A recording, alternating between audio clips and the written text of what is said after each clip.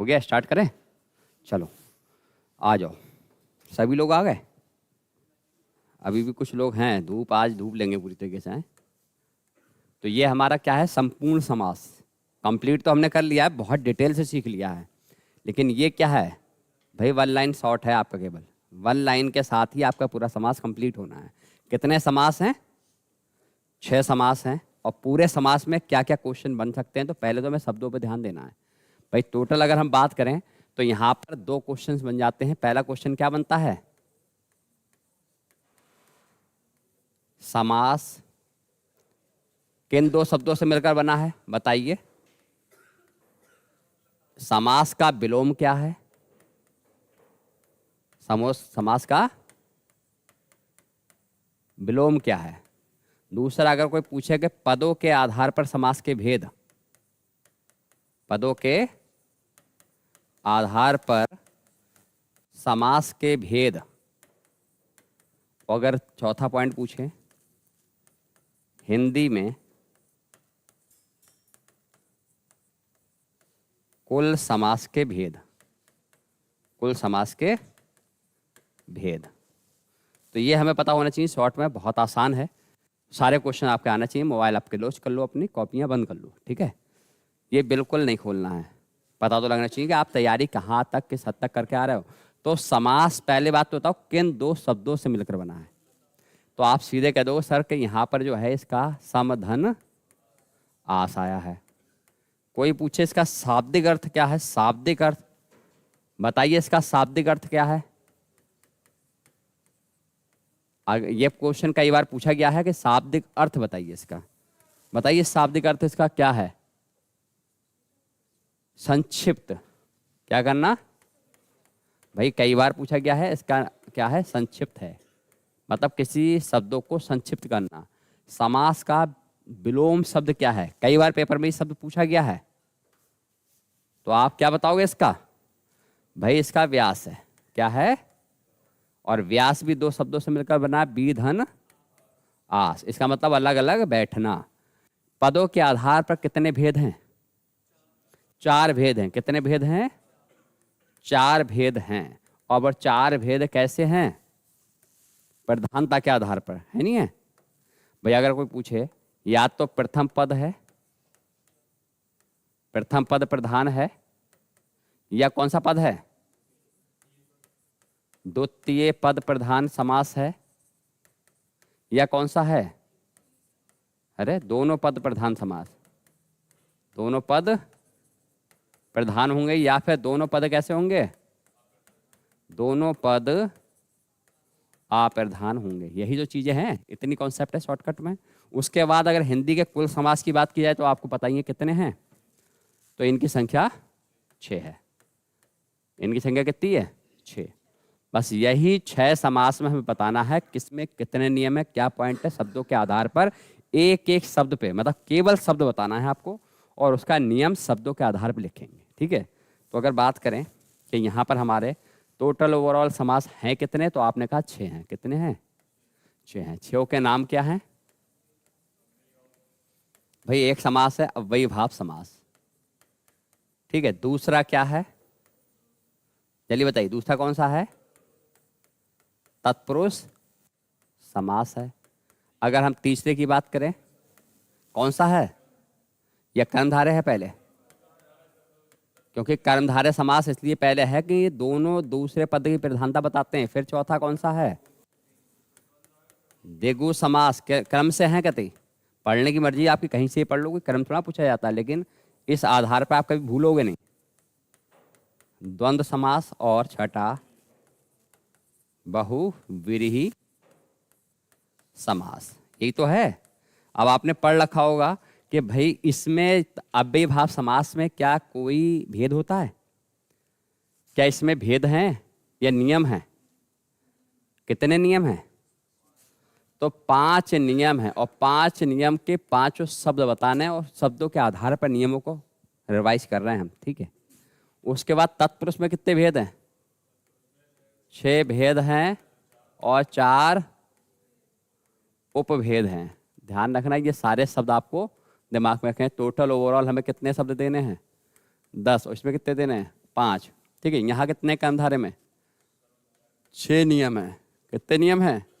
और ये 6 नियमों हमें ओरली याद हो, कितने शब्द देना? 6 शब्द। दिगु में क्या है? कितने नियम है या कितने भेद हैं?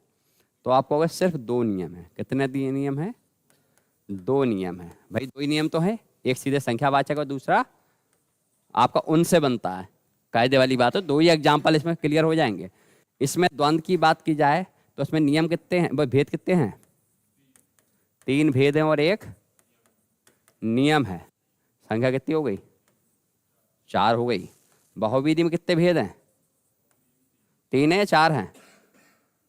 4 बताए थे कल मैंने, नहीं बताए थे 4 भेद? भाई बहुविधि में 4 बताए, समानाधिकरण, व्यधिकरण, तुल्य योग और व्यतिहार। तो कुल मिलाकर ये आपके कितने हो गए? 4 हो गए। टोटल ओवरऑल कितने शब्द हमें चाहिए हैं बताइए भाई? कितने हो गए? जोड़ो, मैथमेटिक्स 6 है हैं? 31 देखो, 4 4 8 10 10 20 6 26 और 31 31 शब्दों पर पूरा समास कंप्लीट है। हमें वो 31 शब्द रखने हैं, उसी शब्दों के आधार पे एक एक पॉइंट आप डेफिनेशन बताओगे। भाई पढ़ा पूरा दिया है, डिटेल से पढ़ा दिया है, लेकिन अब हमें क्या करना होती है? हमें तैयारी करनी है। तो तैयारी के लिए हमारे पास क्या होना चाहिए? शॉर्ट नोट्स होने चाहिए। शॉर्ट नोट्स का मतलब है कि 31 शब्दों को बार बार आप जब माइंड में डालोगे, रिकॉल करोगे, तो 31 नियम क्लियर होंगे। कितने नियम क्लियर होंगे? तो आपके माइंड में ये पता लग जाएगा कि ओवरऑल समास, संपूर्ण समास जो डिटेल से है, फिर भी वो 31 शब्दों में निपट रहा है। अब आपको यहाँ पर अव्ययी भाव को दिमाग में सोचना है। 5 शब्द लिखने हैं। कितने लिखने हैं? 5। तो आप दिमाग में सोचो अव्ययी भाव के कौन कौन से शब्द बनेंगे। नियम बाद में लिखेंगे। तो आप कहोगे सर जी अव्ययी भाव के यहाँ पर जो बनेंगे शब्द ध्यान आ रहे हैं? अव्ययी भाव। तो दिमाग में रख के शब्द लिखना है। परिभाषा तो हम बाद में करेंगे क्लियर, ठीक है? क्योंकि हमें पता है कि पहला जो इसमें शब्द होगा वो कौन सा होगा? प्रतिदिन। दूसरा क्या होगा? यथाशक्ति। कथी दिमाग में डालो, कॉपी में नहीं देखना है। और नियम दिमाग में आपके ऑटोमेटिकली शब्दों से आता रहेगा। शब्द अगर आप बोलने लगे तो आपको नियम ऑटोमेटिकली बैठते रहेंगे कि भैया नियम होते क्या हैं। 31 नियम अगर आपके माइंड में 2-3 बार रिकॉल कर लोगे, और 31 शब्द होते ही कितने से हैं भाई? 31 को आप 5 मिनट में रिकॉल कर सकते हो। अभी तो फिलहाल थोड़ा वो है। दूसरा क्या होगा? नहीं, पहले यहाँ पर हो जाएगा जीवन पर्यंत।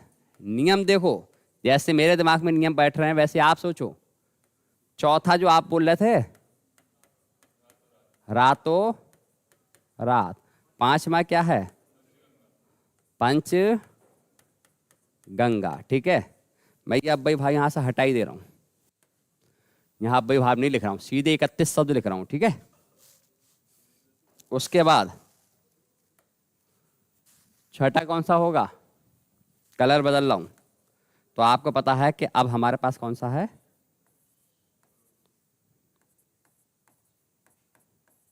क्या ये हमारे ओवरऑल 6 हो गए? 6 नंबर पड़ गए।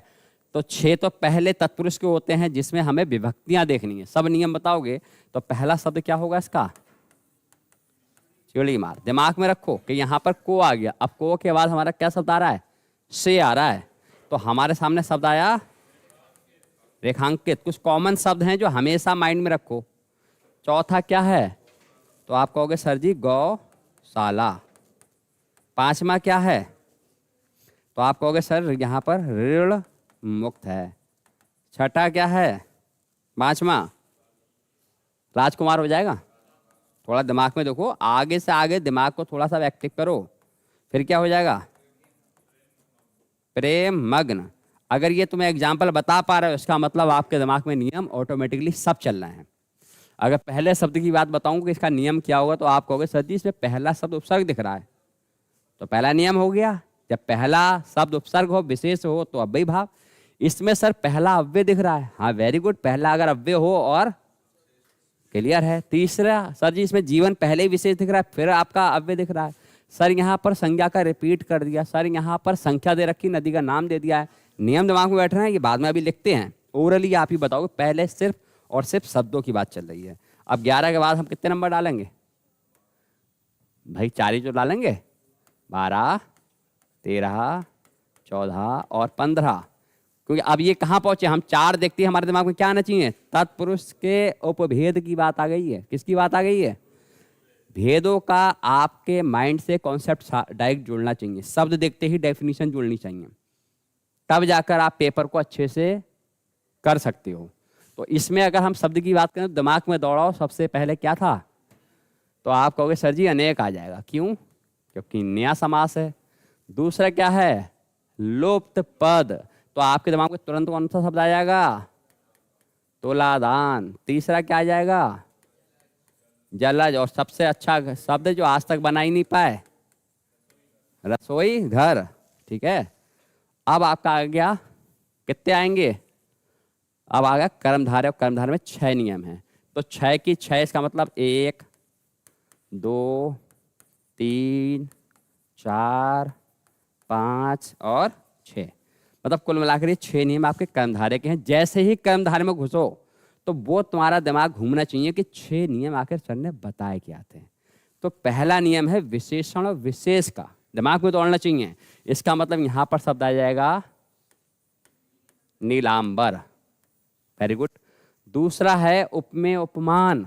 उपमेय उपमान, तो आपने कहा सर अब आ गया हमारे दिमाग में चरण कमल। अगला था पहले उपमान, फिर तो आपने कह दिया चंद्र मुख।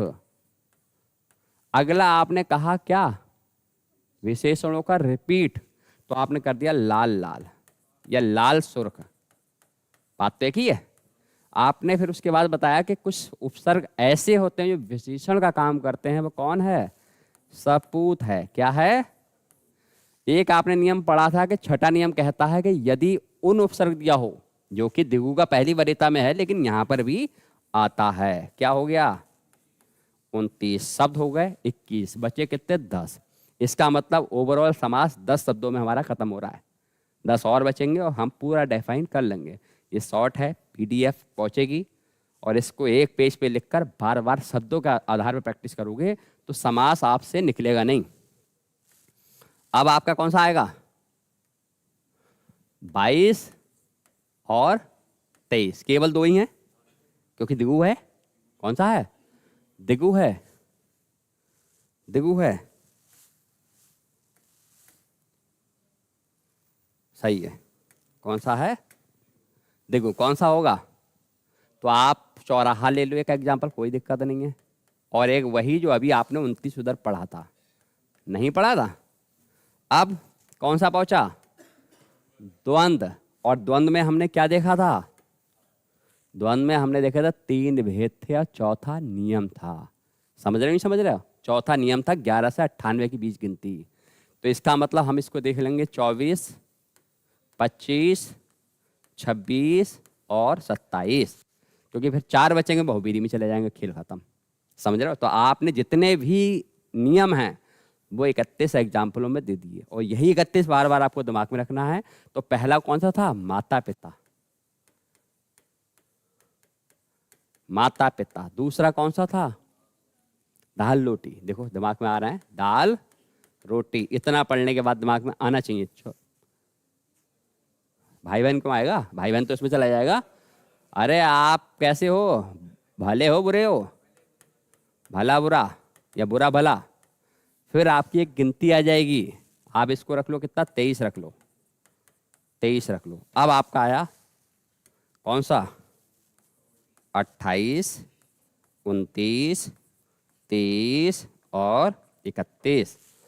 ये हमारा कॉन्सेप्ट 4 में हो गया। चारों हमें पता है ये बहुवीरी के अंतर्गत आते हैं। और बहुवीरी में सबसे पहला नाम क्या है? नाम नहीं है, शब्द बताइए। तो आप कहोगे सबसे पहला शब्द दशाननी ले लो। क्या ले लो? दशानन। दूसरा क्या ले लो? चंद्रशेखर। चंद्रशेखर।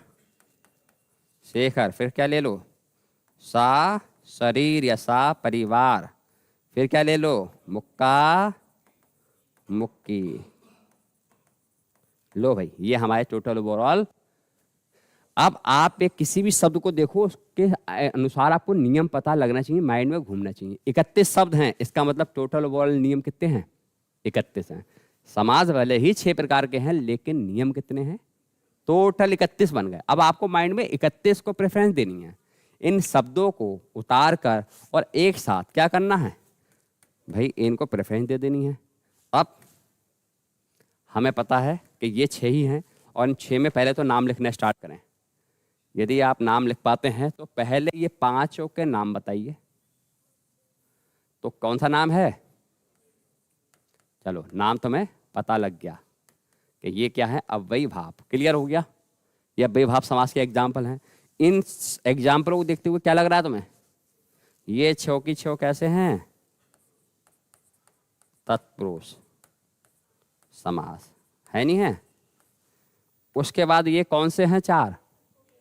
तो आप कहोगे सर तत्पुरुष को उपभेद, तत्पुरुष के उपभेद हैं 4, ठीक है। फिर ये कौन से हैं बताइए? तो ये आपको पता होना चाहिए, ये कर्म धारय समास है। उसके बाद अगर हम चलते हैं आगे तो ये कौन से हैं? 2। तो आप कहोगे सर ये द्विगु समास हैं। ये जो हम यहां से यहां तक चल रहे हैं कौन सा है? द्वंद्व समास। अगर इसकी हम बात करेंगे कौन सा है? बहुव्रीहि समास। तो हमें 6 समास मिल गए, 6 समास मिल गए।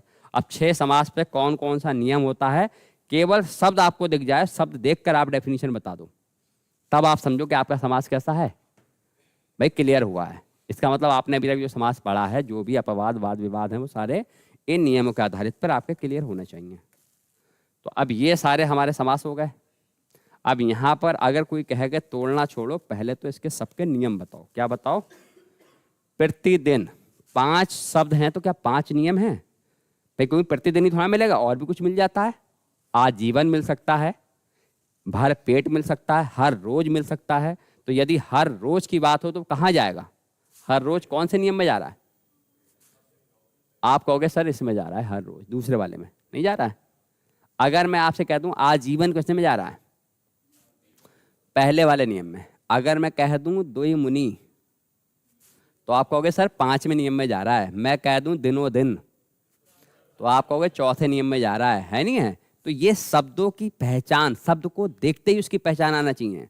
अभी जो आपने पढ़ा था वो सिर्फ समास के बारे में समझा है, लेकिन पहचानने की क्वालिटी भी आपके अंदर नहीं आई है, वो आएगी शॉर्ट नोट्स से। समझ रहे हो? तो इसका नियम अगर कोई पूछे तो क्या होगा बताइए? तो आप अपने आप फटाफट शॉर्ट में नियम जवाब देते रहिए, और मैं बता रहा हूं तो क्या होगा। पहला या पूर्व पद उपसर्ग है, यहां पर अव्यय नहीं है भैया। और दूसरा नियम क्या कह रहा है? विशेष। भाई यही पहला नियम होता। कोई पूछे अव्यय भाव का पहला नियम क्या होता, तो आपकी मर्जी, शॉर्ट में याद करो और इसको खूब रामायण बना दो। तो खूब लंबा कैसे बना हुआ है? यदि जब किसी शब्द का पूर्व पद उपसर्ग हो, दूसरा पद विशेष दिया हो, तो ऐसे शब्दों में अव्यय भाव समास होता है। पूरा बोर्ड भर जाएगा। क्या इतनी जरूरत थोड़ी है हमें कितनी जरूरत है भाई? हमें कीवर्ड की जरूरत होती है। जो कीवर्ड होते हैं वो याद किए जाते हैं। अब तुम्हारा क्या है, जैसे तुमने पूरे नोट्स पढ़े, और नोट्स पढ़ने के बाद जब रिवीजन का टाइम आया, समय रह गया 1 महीना। अब जो 1 साल में चीज़ पढ़ रहा है वो 1 महीने में रिवीजन कैसे हो जाएगी भाई? तो उस रिवीजन को करना क्या हमें अपने शॉर्ट नोट्स अपने हैंड राइटिंग में तैयार करना है। उससे आप 1 महीने में सब कवर कर लो, क्योंकि ऑलरेडी तुम समझ चुके हो ना। डिटेल तो बनाना तुम्हें खुद आ गई है। हमें कीवर्डों पे ध्यान देना होता है। लेकिन बच्चा नहीं, पूरी कॉपी, अरे सर रिवीजन ही नहीं हो पा रहा, समय 1 महीना रह गया है, पढ़ा हुआ सब है, तो फिर भाई 1 महीने में क्यों नहीं रिवीजन हो पा रहा है? क्योंकि आपकी रिवीजन करने की प्रक्रिया ही गलत है। आप तो इस लाइन को भी पूरा पढ़ रहे हो भाई डिटेल से, समय बर्बाद हो रहा है। ये तो वही हो गई। अगर कोई पूछे भाई 5 नियम कितना होता है, तो आप पूरा पढ़ा पढ़ रहे हो, समय बर्बाद हो रहा नहीं हो रहा है? 5 एकम 5 दूनी 5 तियाँ 5 चौक पंजे छंग सत्ते अट्ठे नीम पे पहुंचे। और समय बचाने के लिए क्या करना होता है? डायरेक्ट हिट मारना होता है। 5 नीम 45। अब बताओ, एक बोला 5 नीम 45, 1 सेकंड लगा, और आपने पूरा पढ़ा ही पढ़ दिया। तो हमें अब पूरा पढ़ा थोड़ा पढ़ना है भाई, हमें कंपटीशन में है। हमको 4थे 5वें क्लास के बच्चे थोड़ा ही हैं जो हर चीज़ को पूरा पढ़ के, अगर कोई कटिंग करना आ गई तो 2 का पढ़ा भी है तब भी डायरेक्ट नहीं पढ़ मिल लिया हमसे। हमें क्या करना पड़ रहा? पूरा एकम दूनी तियाँ 4 5 सब दे रहे हैं। इसमें लगता है समय, बर्बाद तो ऐसे ही समय होता है। अब ऐसी डेफिनेशन की बात आ गई तो पूरा दिमाग में डालना है। सीधी बात है कि प्रतिदिन सर जी 2 शब्द हैं, पहला है उपसर्ग, दूसरा है विशेष, बात खत्म। अब यथाशक्ति, तो यथा को पहचानो, यथा क्या है? तो आप कहोगे पूर्व पद सर इसमें अव्यय दिख रहा है। हमें क्या दिख रहा है? पूर्व पद हमें इसमें अव्यय दिख रहा है। और फिर आपका शक्ति एक नाउन है, एक संज्ञा है। नाउन संज्ञा है, और संज्ञा को ही हम क्या कहते हैं भाई? विशेष कहते हैं। ये नियम है इसका शॉर्टकट में। उसके बाद जीवन पर्यंत। अब जीवन तो अव्यय हो नहीं सकता है, जीवन तो अपने आप में संज्ञा है। तो यहां पे इन्होंने कह दिया है जब विशेष पहले दे दिया हो, क्या दे दिया हो? विशेष पहले दिया हो, और उसके बाद पर्यंत क्या है? पर्यंत अव्यय है। पर्यंत क्या है? अव्यय है। तो भैया एक ऐसा भी नियम होता। तो अब हमारे दिमाग में आ गया कि उपसर्ग और अव्यय की जो डेफिनेशन रखते हैं इसके भी 3 नियम होते हैं। या तो उपसर्ग पहले होगा, या अव्यय पहले होगा, या अव्यय बाद में होगा। यही तो है। चौथा नियम क्या दर्शाता है? रातों रात। सर जी ये तो संज्ञा का रिपीट हो रहा है। किसका रिपीट है? तो आप कहोगे सर जी संज्ञा के बाद फिर संज्ञा लग गई। क्या लग गई? इसका मतलब दोहराया जा रहा है। क्या हो रहा है? दोहराना हो रहा है, बस बात खत्म। अब यहाँ क्या है? पंचगंगा। सर यहाँ तो संख्या दे दी है, लेकिन संख्या देने के बाद भी अब विभाग में क्यों पहुंचा है? क्योंकि आप कहोगे जब पूर्व पद क्या हो? संख्या हो या संख्यावाचक हो, एक ही बात है। और दूसरा पद क्या हो? या तो नदी हो या कोई मुनि ऋषि हो, तब ऐसे समास को आंखें बंद करके अब विभाग में पहुंचाना है। संख्या से द्विगु समास बनता है, याद रखना। लेकिन ये अब विभाग में क्यों गया? कंडीशन चेंज क्यों हो गई? क्योंकि नदी और मुनि आ गया। अब तो ये दिमाग में बैठ गया होगा पॉइंट। बताइए, अब तो कोई डाउट नहीं रहा समास में। भाई अगर कोई चीज़ कंटेंट के साथ डीप पढ़ाई जाए तो उसको 2-3 बार रिपीट करा दिया जाए तो बच्चा ये कह नहीं सकता कि सर जी आपने इतनी डिटेल से पढ़ाई है, हमें कोई IAS PCS थोड़ा एग्जाम दे रहे हैं। ये गलत सोच है। अरे आज के दौर में तो GD और पुलिस में ही हिला दे रहे हैं आयोग। समझ रहे हो? ऐसा ऐसा क्वेश्चन पूछ रहे हैं। और ऊपर से सबसे मेन चीज़ क्या है? Cut off. क्योंकि आज के दौर, पहले क्या था, हाई स्कूल में पास हो जाते थे 3rd डिवीजन तभी मिठाइयाँ बंटती थी। और आज के दौर में 1st डिवीजन की औकात नहीं है, क्योंकि आप औकात है परसेंटेज की, कट ऑफ की।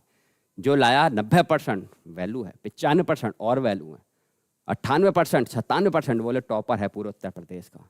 ऐसे लोगों को देखा जाता है। तो इसीलिए आप तैयारी ये मत करो कि सर जी बस 1 नंबर दूर हैं हम। अब कट ऑफ में डर लग रहा है कि सर जी अगर थोड़ी सी नीचे गई तो हमारा आ जाएगा, ऊंची गई तो नहीं आएगा। तो डरना ही क्यों?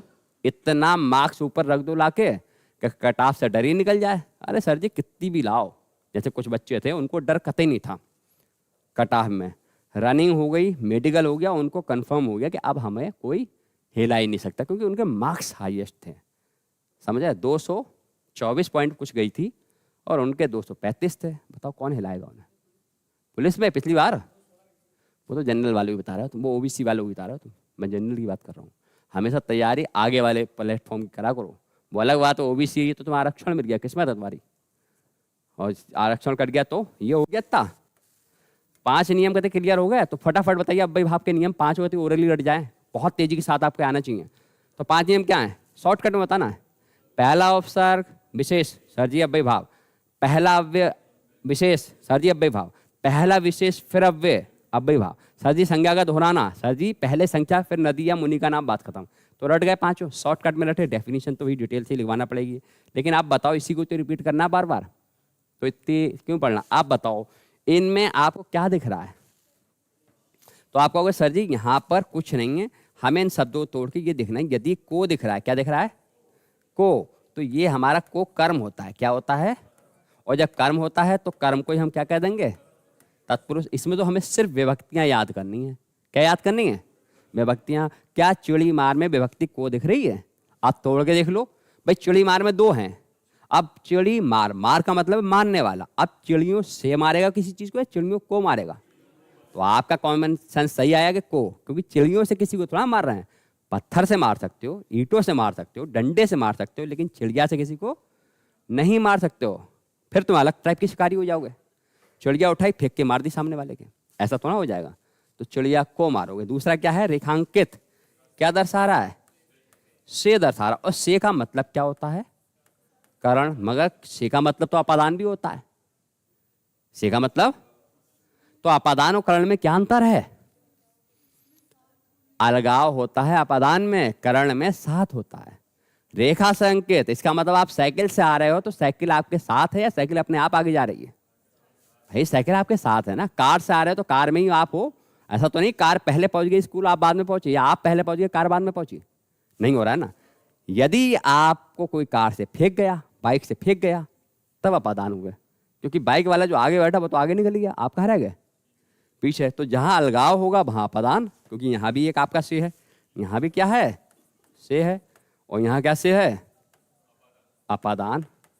और ये सब तत्पुरुष होंगे। क्या होंगे भाई? ये तो आपको कॉन्सेप्ट क्लियर ही है, ये आपका तत्पुरुष है। जबकि इसके आपके अपादान और करण का पता है। करण का मतलब साथ होता है, बीच में क्या रह गया? के लिए। अब के लिए क्या होता है? संप्रदान होता है भाई। कौन सा होता है? अब संप्रदान का मतलब क्या होता है? जिसके लिए क्रिया की जाए, जिसके लिए क्रिया। गौशाला मतलब गायों के लिए शाला, तो गायों के लिए एक शाला बनाई गई है ना। अब क्या है आपका? यहां खोला है आपका का, की, के। इसको देखकर आपके दिमाग में क्या लग रहा है? का की के हमेशा संबंध के लिए लगता है, नहीं लगता है? बताइए। आप कहोगे कॉपी का पृष्ठ, मतलब पुस्तक का पृष्ठ, तो पुस्तक का पृष्ठ, तो पुस्तक का संबंध पृष्ठ से है। हैं? इस लड़की की टांग, लड़की का संबंध कैसे? टांग से है। ठीक है। अंकुर का मुंह, अंकुर का संबंध कैसे है? मुंह से। तो ये जो संबंध है वो क्या है? संबंध तत्पुरुष में गया, तत्पुरुष में गया, बोधक नहीं कहोगे। ठीक। उसके बाद है प्रेम मग्न, समझ रहे हो? हाँ भाई। शिक्षा मग्न, शिक्षा में मग्न, प्रेम में मग्न, जिसमें हो जाए मोबाइल मग्न, क्या हो जाओगे? तो मोबाइल में मग्न हो जाओगे। तो ये कौन सा जा रहा है? अधिकरण तत्पुरुष। आपको पूछे कि भैया इसका अधिकरण जो तत्पुरुष है इसके कितने नियम होते हैं? वो सॉरी तत्पुरुष के, तो आपको 6 होते हैं। कितने होते हैं? अब उन 6 में हमें सीधे पता होना चाहिए कि को अगर दिख गया तो क्या है? करण तत्पुरुष से दिख गया तो 2 प्रकार का है, या तो करण है या अपादान है। इसको साथ में रख के पढ़ो कि जहां भी से दिखे या तो सर करण होगा या अपादान होगा। करण कब होगा? जब साथ होगा। अपादान कब होगा? जब अलगाव होगा। अच्छा, के लिए क्या होगा? संप्रदान होगा। भाई काकी के क्या होगा? संबंध होगा। में पर क्या होगा? अधिकरण होगा। तो कुल मिलाकर कर्ता ने नहीं होगा इसमें। कर्म को करण से, संप्रदान के लिए अपादान से अलग होना, संबंध काकी के, अधिकरण में पर, ये हमें तेजी से स्पीड से पता होना चाहिए। भाई स्पीड बहुत जरूरी है, स्पीड बहुत जरूरी है। और जब किसी काम को आप स्पीड से करते हो तो फिर एंड टाइम पर जब जरूरत पड़ती है तो कितना भी स्लो हो जाओगे फिर भी आप अपना रास्ता नाप लोगे। ये हमारा तत्पुरुष का केवल मेन प्रकार। ये डेफिनेशन चल रही है, यही आपको शॉर्टकट में उतार लेना है समास के बाद। फेयर कॉपी में जो आपके 6 समास हो गए, वो इन 31 शब्दों को बार बार प्रैक्टिस करना है, दिमाग में कॉन्सेप्ट क्लियर हो जाएगा। अगला होता है कौन सा? अनेक, तुलादान, जलज, रसोई घर। तो ये क्या दर्शा रहे हैं? पहले तो इनके नाम बताओ। तो आप कहोगे सर इसका जो नाम है अनेक में, ये सर जी निया तत्पुरुष है। ये किस चीज को दर्शाता है? ये अन और आ उपसर्ग को दर्शाता है। किसको दर्शाता है? तो अगर कोई पूछे तो इसमें आपका भाई इसकी पहचान है कि इसमें आ प्लस अन उपसर्ग होगा, उपसर्ग होगा जो नकारात्मक होगा। कैसा होगा? नकारात्मक होगा। बस इतना सा दिमाग में रखना, बात खत्म। हमेशा नया तत्पुरुष में उपसर्ग होगा लेकिन वो निगेटिव भाव रखेगा, निगेटिव फील रखेगा। क्लियर है? कोई डाउट? अब भी अगर डाउट हो रहा बहुत। और तुलादान कौन सा है? लुप्त तत्पुरुष है, लुप्त पद तत्पुरुष। क्या मतलब हुआ भाई इसका? मतलब इसमें क्या होगा? काफी विभक्तियां छिपी होंगी। क्या होगा? छिपी होंगी।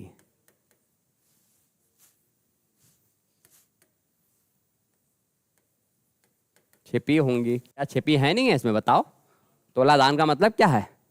तुला के समान दिया जाने वाला दान। बहुत ज्यादा छुपा हुआ है शब्द दो, ये तुला धन दान, लेकिन अंदर कितनी चीजें निकली। तो ऐसी चीज है तो तत्पुरुष ही, लेकिन तत्पुरुष का कौन सा है? लुप्त पद, मतलब जिसमें ज्यादा विभक्तियां लुप्त हो जाएं। अब जलज कौन सा है?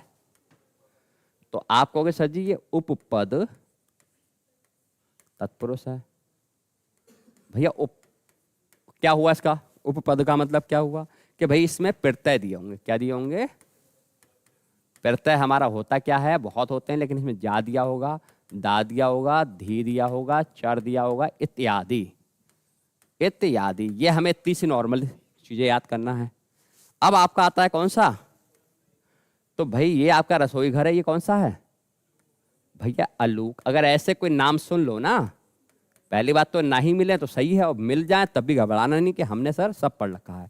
इसमें क्या होता है? सभी तत्पुरुष के भेद इसके अंदर आ जाते हैं। यदि तत्पुरुष का कोई भेद का नाम ना दिया हो, वहां आलूक दिया हो, तो पहले नंबर पर आलूक चुन लेंगे। और यदि उसमें तत्पुरुष का विभक्ति का प्रकार दिया है तो उसे चुनेंगे। है वो चीज, कोई दिक्कत नहीं है। समझ में आ रहा है? तो हमने अब ये भी देख लिया। अब आता है हमारा छठा कौन सा?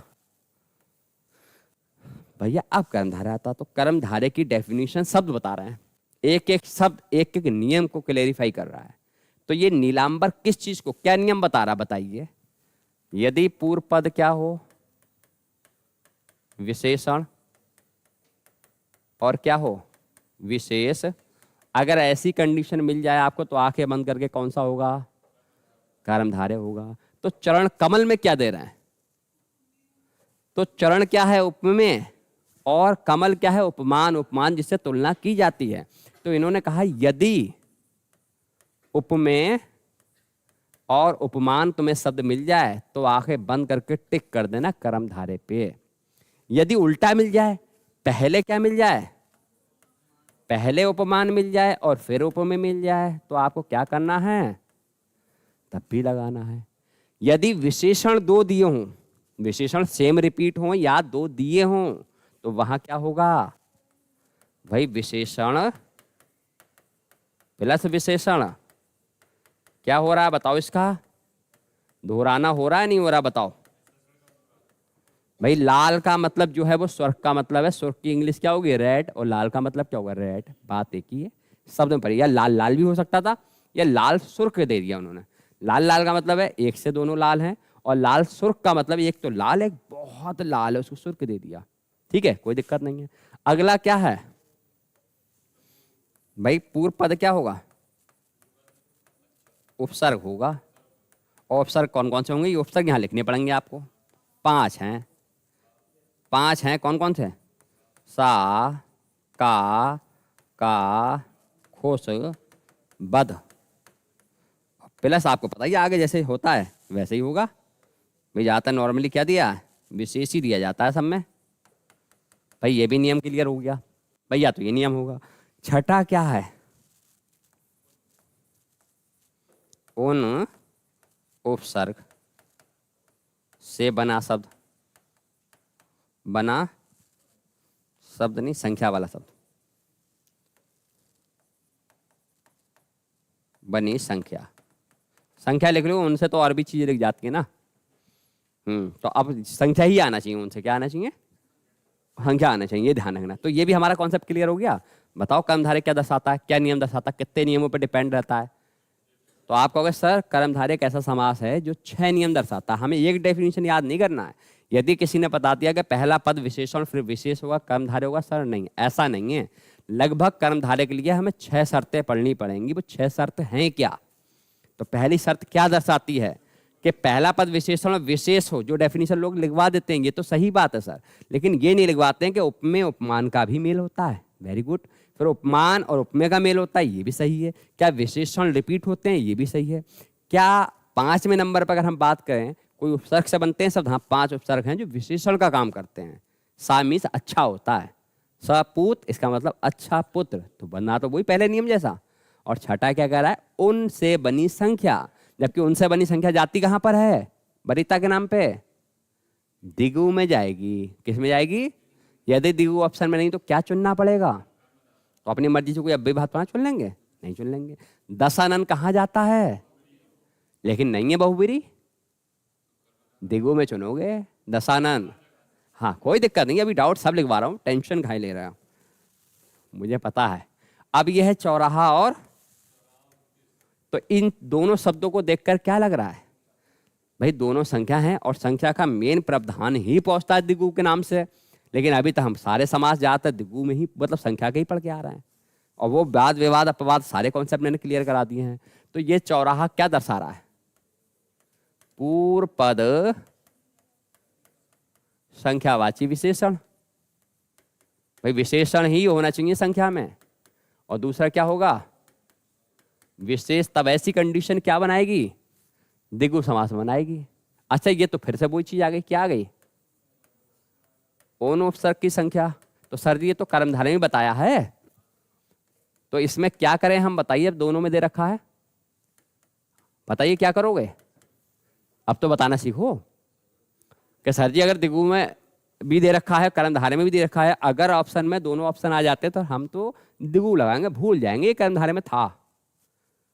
समझ रहे हो? ध्यान रखना ये ऐसा ही होता है। यदि तुम इनके दोस्त हो और जॉब उनकी लगी हो, वो तुम्हें अपने साथ रखना चाह रहा है, तुम भूल जाओ ये तुम्हारे दोस्त थे, फिर बरेता वाले के पास जाओगे। ये फैक्ट होता है, दुनिया का समाज का रीति रिवाज है, और यही शब्दों पर अप्लाई होता है। ऐसा होता नहीं होता है? अरे जो जिसके मतलब का होगा, जो प्रधान होगा, इंसान प्रधान की तरफ भागता है। समझ रहे हो? डूबते जहाज पे कौन चढ़ता है? कोई चढ़ता है आज के दौर में? चाहे राजनीति हो, पॉलिटिक्स हो, खेल हो, हर चीज में उस व्यक्ति के पास भागता है इंसान जिसका कोई वैल्यू हो, और जो वैल है उसकी तरफ कोई नहीं भागता है, क्योंकि उससे डर लगता है, उससे भागते हैं लोग। वैल्यू की तरफ भागता है, वैल की तरफ नहीं भागता है। चलो अगला आ जाओ। शब्द है हमारा क्या? माता पिता, दाल रोटी, भला बुरा, 23। चारों की चारों सर किसमें है? द्वंद्व में है, और इसमें फिर एक संख्या आ गई है। तो इसके आधार पे आप नियम बता दिए शॉर्टकट में, ये क्या है, इसका नाम क्या है, इसका नाम क्या है, इसका नाम क्या है, इसका नियम क्या है। तो आप इसमें कहो कौन सी है ये? इसमें आप कहोगे सर जी कि इतरेतर द्वंद्व है। कौन सा है? क्योंकि समान पद हैं। क्या है इसमें? क्या है? दाल रोटी, ये समाहार है। क्या है? समाहार द्वंद्व है। सर भला बुरा क्या है? चुनना है, तो वैकल्पिक द्वंद्व है। कौन सा द्वंद्व है भाई? ये क्या 23? तो आप कहोगे सर इसमें 11 से 98 संख्या होगी, और कौन सी छोड़कर? उन तो छोड़ ही रखा है हमने बहुत देर से। तो इसमें क्या होते हैं? समान पद। कैसे पद? इसमें क्या होंगे? समग्र। वस्तु जाति कुछ भी हो सकता है, वस्तु जाति कुछ भी लगा लो, ठीक है। इसमें क्या होगा? चुनाव करना होता है। क्या करना होता है? चुनाव। मतलब ये चॉइस करनी होती है कि भाई एक चीज चुन सकते हो, या तो आप भले हो सकते हो, बुरे हो सकते हो, दोनों क्वालिटी आपके अंदर। लेकिन माता पिता आपके पास दोनों होंगे, दाल रोटी भी पूरी मिल जाएगी, ठीक है। मगर माता पिता सिर्फ माता ही पिता होंगे। दाल रोटी का मतलब दाल रोटी नहीं है, साथ में चपाती वगैरह भी हो सकती है, बिरयानी भी हो सकती है, क्रीम वगैरह सब हो सकता है, आइसक्रीम वगैरह, सॉरी। तो दाल रोटी कहकर इंसान आपको घर बुला रहा है, तो इसको देख के घबराना मत कि इतनी दूर हम आए दाल रोटी खाने आए। तो दाल रोटी का मतलब समझ जाओ, नाश्ते का भंडार है। ये सिर्फ कहा जाता है ऐसा। ऐसी भला बुरा तो एक चुनाव करना पड़ेगा। और 23 आपको पता है 11 भी होता, 12 भी होता, 13 भी होता, तब भी किस में जाता? द्वंद्व में ही जाता। तो इसमें तो ऑलरेडी आपको पता ही है, उन छोड़कर। क्या छोड़कर? उन छोड़कर। उन छोड़कर मतलब उनका संख्या छोड़कर। हाँ 19 है, 29 है, 39 है, क्योंकि ऑलरेडी ये कर्मधारय और दिगु में जगह बना चुके हैं। अब तीसरी जगह पर जगह बची नहीं है जो ये आएंगे वहां पर। और कर्मधारय भी जो है वो बेचारा उनने तो मजबूरी पे ले रखा है। जब कौन नहीं होगा, दिगु काम पे गया होगा, तो उनको लालन पोषण कौन करेगा? कर्मधारय करेगा। और यदि दिगु आ गया तो अपने बच्चे वापस ले लेगा। क्या आ जाओ, फिर तो अपने माता पिता देखते हैं सबको, जब तक वो कर्मधारय के साथ रहेगा। अब आ जाओ, इसमें इंपॉर्टेंट है भाई, बहुत खतरनाक समास है ये, और नाम भी आपको पता होना चाहिए। तो बहुवीरी तो चारों ही हैं, चारों बहुवीरी हैं, लेकिन चारों में थोड़ी थोड़ी सी अंतराल दिख रही है आपको, थोड़ा थोड़ा अंतराल दिख रहा है शब्दों में। क्या शब्दों में फर्क दिख रहा है आपको? आज धूप देखकर बड़ा खुशी हो रही है। अंतराल दिख रहा है, तो क्या होगा इसमें? इसका नाम क्या है बताइए जल्दी फटाक से। नाम बता सकते हो? रिवाइज है या भूल गए? समानाधिकरण करण बहुव्रीहि समास। चलो दूसरा, व्याधि, फिर बोला व्याधिकरण होता है बेटा, व्याधि नहीं होता है, व्याधिकरण बहुव्रीहि। इसमें क्या होता है, तुल्य योग बहुव्रीहि और मक्का मक्की व्यतिहार बहुव्रीहि। तो इससे हमें क्या आइडिया लगा कि अभी इसमें हल्का सा समान परिभाषा देख लो, क्या होगा इसमें, समान मतलब एक व्यक्ति से संबंध होगा, मतलब संबंध का मतलब जो भी वस्तु होगी वो उस व्यक्ति के पास ही होगी, गले में होगी। लेकिन इसमें क्या होगा, व्यक्ति और कोई प्राकृतिक चीज रख लो, क्या रख लो, चांद हो गया, कुछ भी हो गया, प्राकृतिक चीज की तुलना व्यक्ति के साथ जुड़ी होगी। इसमें क्या होगा, इसमें तो आपको पता ही है कि एक ही शब्द होगा, क्या होगा, सा होगा, और सा का अर्थ क्या होगा, सात होगा बस, क्योंकि सा का मतलब तो कर्मधारय में अच्छा था ना, लेकिन यह सात हो गया इसलिए बदल गया। व्यतिरिक्त में क्या होगा, लड़ाई वाले शब्द, कौन से वाले शब्द, हाँ, और एक से रिपीटिंग होगी बड़े आ से। तो कुल मिलाकर हमारे कितने समास हो गए, 6 हो गए, और 6 के नियम क्या हो गए, 31 नियम। इसका मतलब अब आपके दिमाग में बैठा कि टोटल ओवरऑल हमारे कितने नियम है और कितने समास हैं। तो जरा एक बार शॉर्ट में पीछे जाकर हम जरा यहाँ पर विवरण कर लें कि भाई अव्ययी भाव के जो 5 नियम है आप वो बताओ। अब तो बता सकते हो क्योंकि ऑलरेडी मैंने शॉर्ट नोट्स आपके लिए तैयार कर दिए हैं, और इन 31 शब्दों को बार बार प्रैक्टिस करते रहना, आपके समाज से भाई कोई प्रॉब्लम नहीं आने वाली। यदि कोई ऐसा वैसा शब्द ले आए तो आपके पास लाकर वो छोटा महसूस करेगा, इनको तो बहुत कुछ पता है। भाई हम एक एग्जाम्पल देखो, ऐसा होता क्या ना, जब हम समास अधूरा पढ़ते हैं तो बच्चा क्या करता है, हमने अव्ययी भाव में क्या पढ़ा, पूर्व पद उपसर्ग हो, अव्ययी भाव समास होगा, समास कट गया, अब वो क्या लेके आया, वो आ गया पंचगंगा। अब आपका दिमाग कहेगा अरे यार ये तो दिग्गु है, तुरंत ट्रिक करोगे, क्यों, क्योंकि आपको संख्या दिखेगी। अब अगर वो लेकर आता तो आप उससे फिर 5 एग्जाम्पल बता दोगे, कहोगे हम बताते हैं तुम्हें 5, बेटा खाली उपसर्ग ही नहीं जाता अव्ययी भाव में, आप तो हमसे 5 नियम सीखो, वो 5 नियम एक एक करके बताओ। अव्ययी भाव बनाने के लिए जो 5 नियम लगते हैं वो 5 कंडीशंस मुझे तेजी से बताओ। अब तो याद हो गई होंगी भाई, पहला पद उपसर्ग, पहला पद अव्यय, दूसरा पद अव्यय, संज्ञा का रिपीट, संख्यावाचक और नदी का नाम, खत्म। 5 नियम यही तो हैं, बैठे नहीं बैठे दिमाग में, अब भी बैठ गए होंगे। दूसरा तत्पुरुष कहता है कि 6 भेद होते हैं, और 6 भेद में विभक्ति दिखती है, कौन कौन सी, को, से, के लिए, से, काकी, के, में, पर, खत्म। इनके नाम क्या होते हैं, कर्म, करण, संप्रदान, अपादान, संबंध, अधिकरण। रट गया, हटाओ। 4 उपभेद कौन से होते हैं, नन तत्पुरुष, लुप्त पद, उपपद, अलूक। चारों याद हो गए, कौन कौन से, नन तत्पुरुष, लुप्त पद और उपपद और अलूक, याद हो गए, ठीक है। उसके बाद जो 6 नियम समास कर्मधारय पे, तो कर्मधारय के 6 नियम कहते हैं ओरली माइंड में बैठना होने चाहिए, तभी तो आगे चीजें अच्छी होंगी। तो आप कहोगे सर पहली चीज क्या दर्शाती है, यदि पहला शब्द विशेषण और फिर विशेष, अव्ययी भाव। यदि पहला उपमेय फिर उपमान, अव्ययी भाव कर्मधारय। यदि पहले उपमान फिर उपमेय, फिर भी कर्मधारय। यदि विशेषण को रिपीट कर दो तब भी कर्मधारय। यदि 5 उपसर्ग का प्रयोग कर दो, सा, का, को सुबद, तब भी।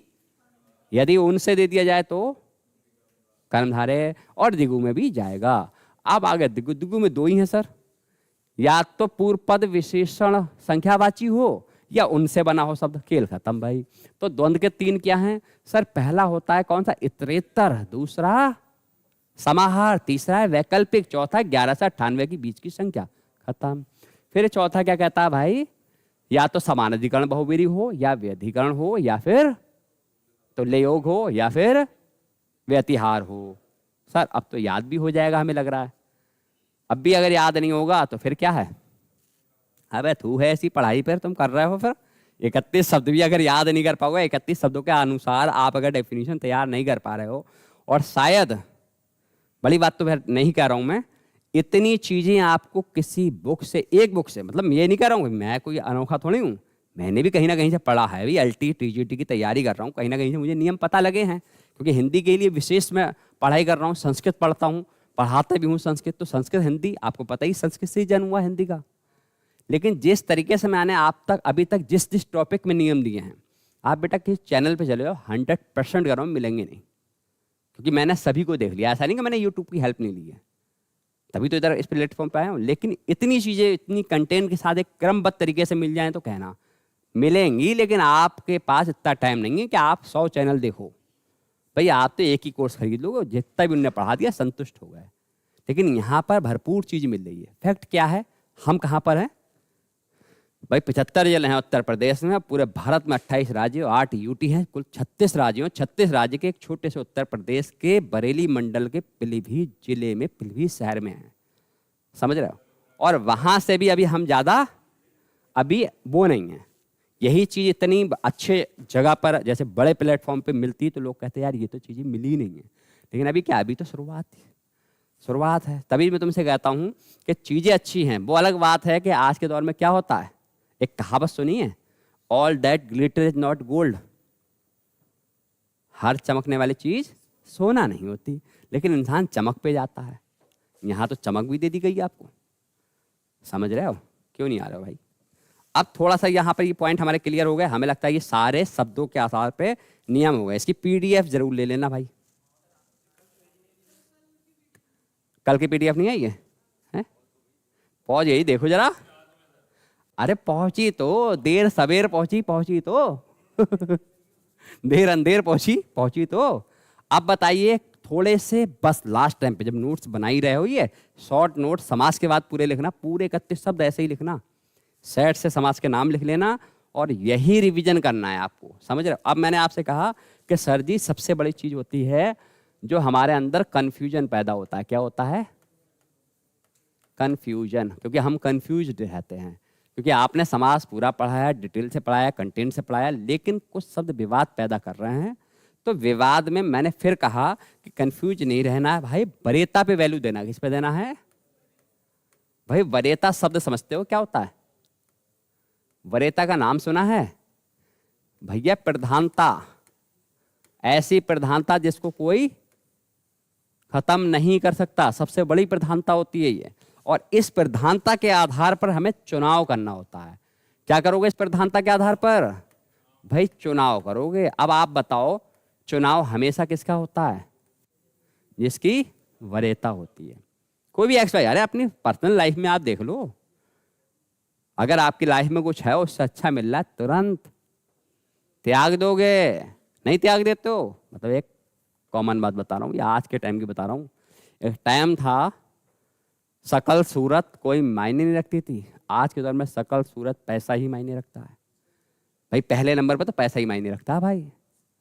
आप शकल भी सोच रहे हो हमारी शकल तो अच्छी है, हम स्मार्ट बने फिरते हैं, कुछ नहीं, पैसा है नहीं है तो सिर्फ आप यूज करने वाली चीज़ हो। 3 रुपये वाला पेन आपको लोग यूज करेंगे, आपका समय बर्बाद करेंगे, आपको जॉब से लगने से बहका देंगे, बर्बाद कर देंगे।